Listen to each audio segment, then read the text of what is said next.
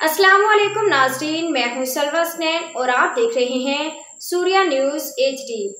आइए नजर डालते हैं आज की अहम खबरों पर। शिकारपुर कोटर अल्ताफ अली जोगी शिकारपुर पुलिस की शानदार कार्रवाई, 2 कमसर मगवी बच्चे और पुलिस एहलकार बाजियाब, 2 अगवाकार गिरफ्तार। SSP शिकारपुर ने अपनी निगरानी में खानपुर के कच्चा एरिया में मगवियों की बाजियाबी के लिए टारगेटेड ऑपरेशन जारी किया और दीगर पुलिस टीम को बच्चे की फौरी बाजियाबी का टास्क दिया था। SSP शिकारपुर शासिद चाचर ने अपनी टीम के हमरा कमसुन बच्चे वलीद मेमन नासिर बकरानी को बाजियाब करवा लिया।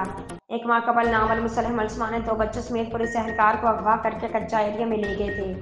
दोनों कमसुन बच्चों और एहलकार को घड़ी तेगू कच्चा इलाके से इंटेलिजेंस बेस्ड टारगेटेड ऑपरेशन दौरान बाजियाब कराया गया और 2 अगवाकार गिरफ्तार हुए हैं।